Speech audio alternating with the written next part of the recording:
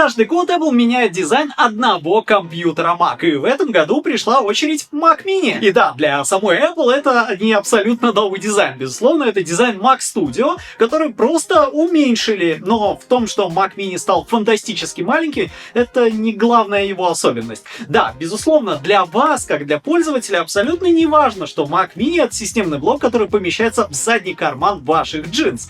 Потому что и Apple это понимает. Для вас важнее всего это производительность и его цена. И тут у Mac Mini все очень интересно. От $600 минимальная комплектация. Это один из самых производительных маков и самый дешевый вход в маке. Его можно подключить к монитору не от Apple, клавиатуру использовать не от Apple и даже мышку использовать абсолютно любую. Такая максимальная свобода, при том, что вы в экосистеме Mac. И хотя его компактность для вас в реальной жизни вообще не важна, это гениальное дизайнерское и инженерное решение. Потому что маленькие компьютеры, они были всегда, но вот это идеальное соотношение цены, размера и производительности. Потому что, конечно, не хочется сравнивать с компьютерами на Windows, но если мы попробуем найти такой же мини-компьютер, сравнимый по производительности, мы его не найдем. А если найдем сравнимый по производительности, то они будут несравнимы по цене. Потому что $600, 16 гигабайт оперативки, 256 SSD и самый топовый на сегодня чип от Apple. Тут даже с портами все хорошо. 3 Thunderbolt, HDMI, Ethernet, 2 USB-C и мини-джек. В эту кроху поместились даже динамики, и они всегда были у Mac Mini, но вот здесь вы уже получаете, какой-то более или менее объемный звук, и это можно слушать. Здесь нету разъема для SD-карт, и здесь нету ни одного разъема USB-A. Это решается любым переходником за 80 рублей с Озон, а вот с SD-картами действительно обидно, особенно для фотографов, при том, что Mini позиционируется как must-have именно для фотографов. Придется передавать либо по беспроводной связи, либо все-таки через кабель. И по комплектациям. Их на самом деле есть всего две, с M4 и M4 Pro. Вы можете посмотреть на сайте, там будут отличия исключительно в объеме встроенного накопителя, за который Apple дерет и дерет безбожно. И, честно говоря, когда вы видите накопитель минимально на 256 гигабайт, это не страшно, с этим можно жить вполне. Я так жил не с одним девайсом. Все абсолютно нормально. Можно пойти двумя путями. Переплачивать каждый год за накопитель, либо купить себе хороший, собственно, SSD внешний диск и подключать его через высокоскоростные порты. Безусловно, это не история для тех, кто сортирует накопители памяти по цене. Здесь придется переплатить, взять хороший, скоростной. Но в таком случае вы сможете и монтировать видео с внешнего накопителя, и работать со звуком, не перекидывая его в память компьютера и не занимая ее вообще. В общем, с минимальными накопителями как бы жить и можно. Фотогалерею, ее в iCloud.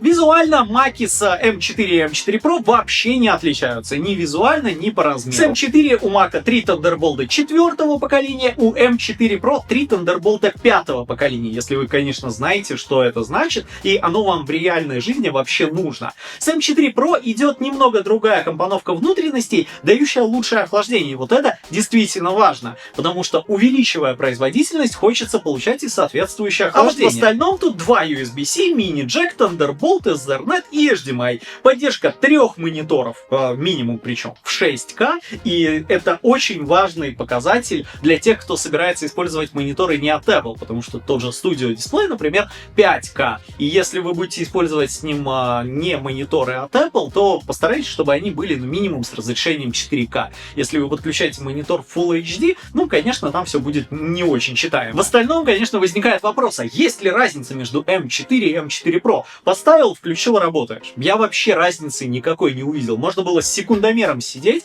и записывать. Вот на секунду быстрее, вот на 2 секунды быстрее перенеслось, отрендерилось. В реальной жизни, у меня нету таких потребностей. Их нету у огромного количества людей. Именно для простого использования выпускается Mac Mini. Это не профессиональный инструмент. Он не сравним с M2 Max. Хотя, да, Представьте, мы уже дошли до того, что мы хотим мини сравнить там с M2, M3 Max. Его хватает для серфинга, просмотра фильмов, работы с графикой, монтажа в 4К. Это видео я монтирую на нем же. Тестов M4 полно, поэтому всем, кто любит циферки, пожалуйста, посмотрите. При монтаже или серфинге он бесшумен, не греется. Конечно, если у вас уровень там проектов более масштабных, возможно, вы и услышите его вентиляторы. Я их услышал только в Киберпанк. И это Mac меня действительно удивил, потому что на M4 он мне выдает 40 FPS графики, а вот на M4 Pro вы получаете 60-65 стабильных FPS.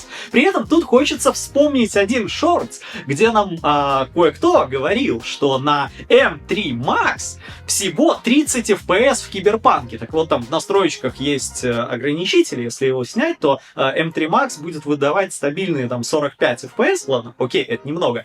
M4 Pro выдает 60-65. И это, конечно, с апскейлом. Я не вижу ничего против апскейла и не имею ничего против. Это технология, которая помогает нам получить больше кадров, получить более красивую картинку. Безусловно, это не то, что вам может выдать железо на Windows, но вот эта коробочка, она стоит меньше, чем крутая видеокарта.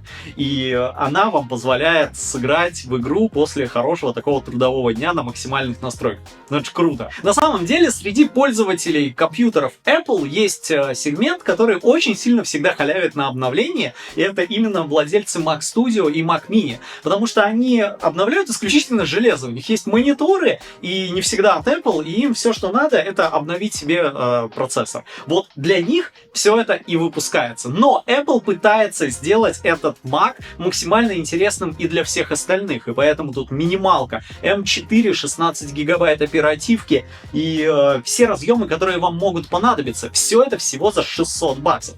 Но где взять такие цены? Да, мой минимальный M4 был куплен за 58 тысяч рублей. Вы можете это провернуть всего в нескольких штатах Соединенных Штатов Америки. Для всех остальных регионов существует налогообложение. И да, вам минимально Mac обойдется не в 600, а в 680 баксов, если покупать его где-нибудь в Дубае. Если покупать в России, можно пойти двумя путями. Обратиться к сервисам доставки из-за границы. Занимает время, где-то в среднем месяц. К цене сразу плюсуете там в районе 10 тысяч таможенных пошлин.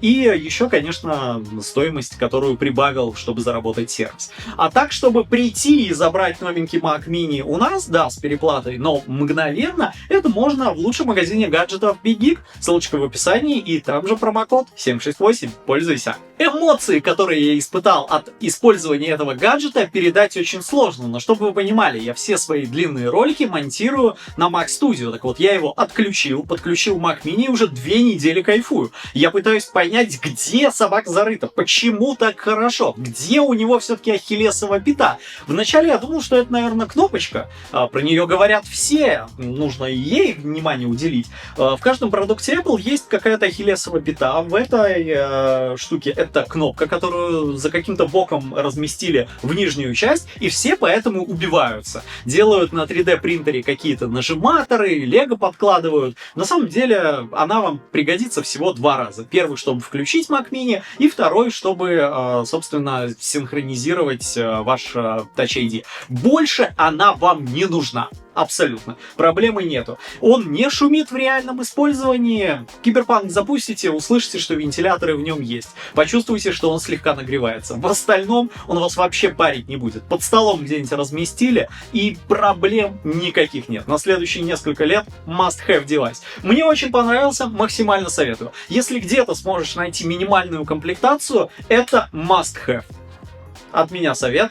Бери, не задумываясь. Если, конечно, получится найти где-то там за 65-70 тысяч. Для всех остальных уже весной Apple выпустит MacBook Air, и там все будет еще интереснее. M4, который подключается к внешним мониторам, но да, с небольшой переплатой за экран, извините. Но экран, скорее всего, тоже 60 Гц. Поэтому, что нужно тебе, не знаю. Определяйся сам и выбирай лучший Mac для себя. Спасибо, что досмотрел это видео до конца. Ставь палец вверх и подписывайся на канал. С тобой был Сергей Романцев. Всем пока!